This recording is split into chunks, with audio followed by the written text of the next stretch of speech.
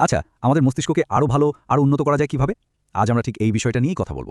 Neuroscientist doctor Wendy Suzuki দারুণ কিছু গবেষণার উপর ভিত্তি করে আমরা জানব মস্তিষ্কের স্বাস্থ্য ভালো করার কিছু একেবারে বিজ্ঞানসম্মত আর কার্যকরী কৌশল। চলুন তাহলে দেখে নেওয়া যাক কিভাবে আমরা নিজেদের মস্তিষ্ককে আরও শক্তিশালী করে তুলতে পারি।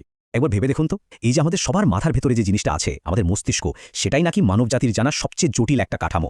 মানে আইনস্টাইনের মস্তিষ্ক বলে আলাদা কিছু না, সবার মস্তিষ্কই। ডক্টর সুজুকির এই কথাটা কিন্তু আমাদের মনে করিয়ে দেয় যে কি অসাধারণ একটা শক্তি আমাদের সবার মধ্যেই আছে, আর সেটার যত্ন নেওয়াটা যে কতটা জরুরি তা তো বলাই বাহুল্য। ব্যাপারটা বেশ অদ্ভুত, তাই না? আমরা কিন্তু আমাদের শরীর নিয়ে কত পা হাঁটলাম, কত ক্যালোরি ঝরালাম, অ্যাবস বানালাম, এই সব নিয়ে অনেক ভাবি। কিন্তু আমাদের সবচেয়ে শক্তিশালী যে অঙ্গ, যেটা আমাদের সবকিছু কন্ট্রোল করে, সেই মস্তিষ্কের স্বাস্থ্য নিয়ে আমরা কতটা ভাবি? প্রায় তো উপেক্ষা করে যাই। ডক্টর সুজুকি খুব মজার একটা কথা বলেন, বড় মোটা সোটা তুলতুলে মস্তিষ্ক। শুনতে একটু অদ্ভুত লাগলেও এর মানেটা কিন্তু দারুণ। এর মানে হলো এমন একটা মস্তিষ্ক যেটা একেবারে সুস্থ, সতেজ আর নিজের সেরা ফর্মে কাজ করছে। তো এই যে বড় মোটা সোটা আর তুলতুলে মস্তিষ্ক, এটা বানানোর জন্য আসলে আমাদের মস্তিষ্কের দুটো বিশেষ জায়গাকে শক্তিশালী করতে হবে। একটা হলো প্রিফ্রন্টাল কর্টেক্স, যেটা আমাদের মনোযোগ দিতে, কোনো কিছু ঠিক করতে বা সিদ্ধান্ত নিতে সাহায্য করে। আর অন্যটা হলো হিপোক্যাম্পাস, আমাদের দীর্ঘমেয়াদী স্মৃতি বা লং টার্ম মেমোরির জন্য এই অংশটা খুবই জরুরি। কিন্তু আসল প্রশ্নটা হলো, মস্তিষ্কের উন্নতি করা কি আদৌ সম্ভব? অনেকেই হয়তো ভাবেন মস্তিষ্ক যা আছে তাই থাকবে, কিন্তু উত্তরটা হলো হ্যাঁ, সম্ভব। আর এর পেছনের যে বিজ্ঞান, সেটার নাম হলো নিউরোপ্লাস্টিসিটি।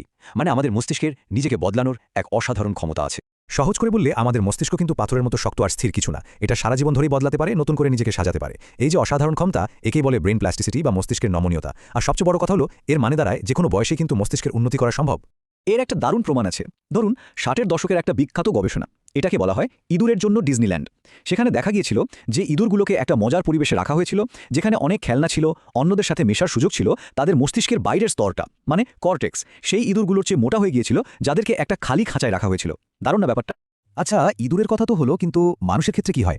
এরও একটা জবরদস্ত উদাহরণ আছে। লন্ডনের ট্যাক্সি ড্রাইভারদের নিয়ে একটা গবেষণা। লন্ডনে ট্যাক্সি ড্রাইভার হতে হলে দ্য নলেজ নামে একটা কঠিন পরীক্ষা পাশ করতে হয়। এর জন্য শহরের হাজার হাজার রাস্তা মুখস্থ করতে হয়। দেখা গেছে যারা এই পরীক্ষার জন্য 4-5 বছর ধরে পড়াশোনা করেছেন, তাদের হিপ্পোক্যাম্পাস মানে মস্তিষ্কের স্মৃতির অংশটা অন্যদের চেয়ে বেশ বড় হয়ে গেছে।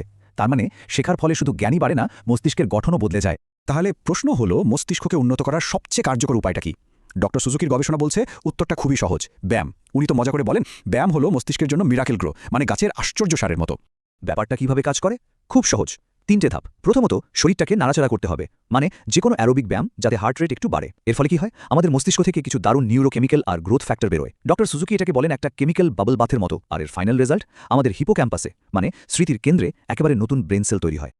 65 বছরের বেশি বয়সীদের নিয়ে করা একটা লম্বা গবেষণায় দেখা গেছে, যারা সপ্তাহে অন্তত 3 দিন হেঁটেছেন, তাদের ডিমেনশিয়া বা স্মৃতিভ্রংশের ঝুঁকি প্রায় 30% কমে গেছে। ভাবা যায়, শুধু সাধারণ হাঁটার মতো একটা অভ্যাসও মস্তিষ্ককে কতটা সুরক্ষা দিতে পারে। তো হাঁটা বা ব্যায়াম একটা দারুণ শুরু, কোনো সন্দেহ নেই। কিন্তু এটাই সবকিছু না, এটা আসলে পুরো ছবির একটা অংশ। মস্তিষ্ককে ভালো রাখতে, এর কার্যকারিতা বাড়াতে আরও কিছু অভ্যাসের দরকার আছে। চলুন মস্তিষ্কের স্বাস্থ্যের জন্য এরকমই একটা কমপ্লিট টুলকেট দেখে নেওয়া যাক। এখানে একদম পরিষ্কার করে দুটো ভাগ করে দেখানো হয়েছে, কোন অভ্যাসগুলো মস্তিষ্কের জন্য ভালো আর কোনগুলো খারাপ। একদিকে দেখুন অ্যারোবিক ব্যায়াম, ভালো ঘুম, মানুষের সাথে মেলামেশা আর স্বাস্থ্যকর খাবার। আর অন্যদিকে ঠিকের উল্টোগুলো, অলস জীবন, খারাপ ঘুম, একাকিত্ব আর প্রসেসড খাবার। আমাদের চেষ্টা করতে হবে ডান দিকেরগুলো এড়িয়ে বাম দিকের অভ্যাসগুলো আয়ত্ত করার। কিন্তু এই ভালো অভ্যাসগুলো কেন এত কাজের? কারণটা খুব সহজ। যেমন ঘুম আমাদের স্মৃতিগুলোকে গুছিয়ে রাখতে সাহায্য করে আর মস্তিষ্ক থেকে সারা দিনের ময়লা পরিষ্কার করে দেয়। ভালো খাবার দাবার মস্তিষ্ককে প্রয়োজনীয় পুষ্টি দেয়, আর মানুষের সাথে মেলামেশা করলে আমাদের মানসিক চাপ কমে, যেটা মস্তিষ্কের জন্য খুবই ক্ষতিকর। আর এটাই হলো আমাদের আজকের আলোচনার সারমর্ম। প্রতিটি ফোঁটা ঘাম, প্রতিটি পদক্ষেপের মূল্য আছে। একজন মানুষ তার জীবনকালে যত বেশি সক্রিয় থাকবেন, তিনি তার মস্তিষ্কের ভবিষ্যৎকে ততটাই সুরক্ষিত করতে পারবেন।